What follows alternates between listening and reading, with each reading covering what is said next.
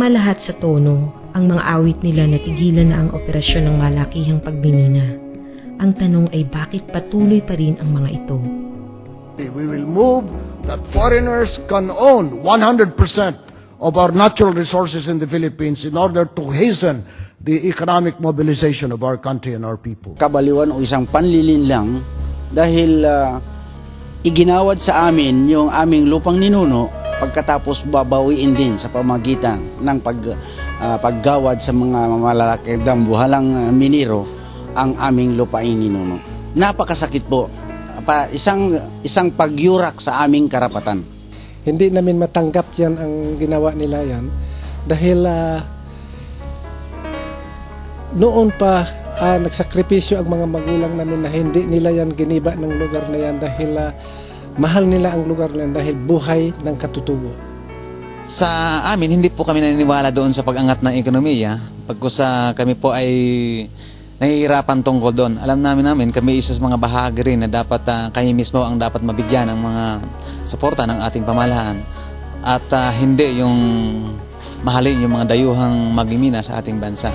Dahil alam namin na kami naniniwala sa mga katutubo at doon sa aming mga lupain ninuno na ayun ang aming patuloy na pagyamanin at paunlarin at pakinabangan doon na ayon doon sa aming sinusundang mga patakaran, mga alituntunin ng aming mga ninuno. Sumakay sila sa maayos na proseso ng pakikipag-ugnayan sa inyong lahat. Ngayon ay napatunayan ko na questionable ang sinseridad ninyo na matulungan sila. Pagkat lantaran na isinusulong ninyo ang interes ng mga dayuhan at ilang mayayaman dito sa ating bayan. Paano pa kaya kami magtitiwala sa inyo ng mga nakaluklok sa kapangyarihan ngayon? Gayong hindi ninyo inaalam ang tunay na mga pangyayari sa mga komunidad. Marahil ay alam ninyo, ngunit patuloy kayong bingi at bulag sa mga usaping ito. Dahil ba itong malakihang pagmiminang ito ang magsasalba sa kahirapan at utang ng bansa natin? Ang sabi nyo sa London Mining Roadshow ay oo at ipinagmamalaki nyo pa ito. Utang na loob, nakakalungkot po ang inyong dahilan. Para po sa akin bilang isang Pilipino kasama ang simpleng pangarap ng mga kaibigan ko, walang masama na mangarap umahon sa kahirapan at mabayaran ng utang. Mga utang na iilan lamang ang nakinabang. Sa bawat pag-unlad ay may sakripisyo. Ang tanong ay sino at ano ang dapat isakripisyo? Hanggang saan at kailan ang mga pagsasakripisyong ito?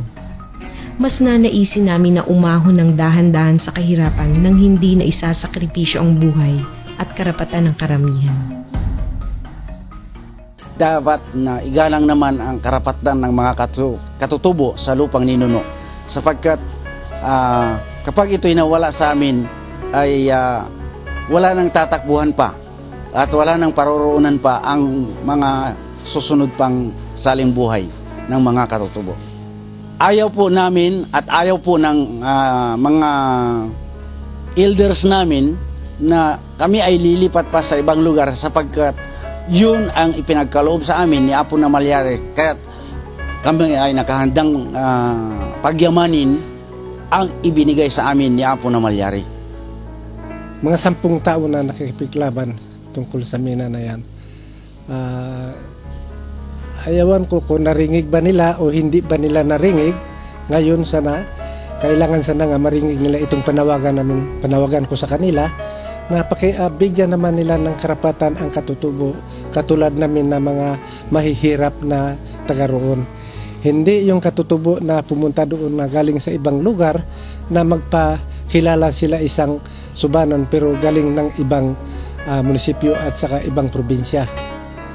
Dapat pabilisan ang paggawad ng mga titulo sa mga katutubo at mabigyan ng sapat na pondo para naman ang mga katutubo ay masiyahan sa pagpapatupad ng Batas IPRA, ang Republic Act 8371. At siyempre sa lahat ng tanggapan nila, lalo sa mga lokal at provincial na pamahalaan at maging ang ating mahal na Pangulo, dapat kansilay na permit ng exploration na iginawad sa Aglubang Mining Corporation sa Mindoro. Ang kahirapan naman ng mga katutubo ay sadyang mahirap na kailangan dito ay matulungan pa upang lalong maiangat ang kabuhayan at sa edukasyon upang makapaghanap din ng magandang kabuhayan at kinabukasan para sa mga panahong ito at sa huli pang mga henerasyon.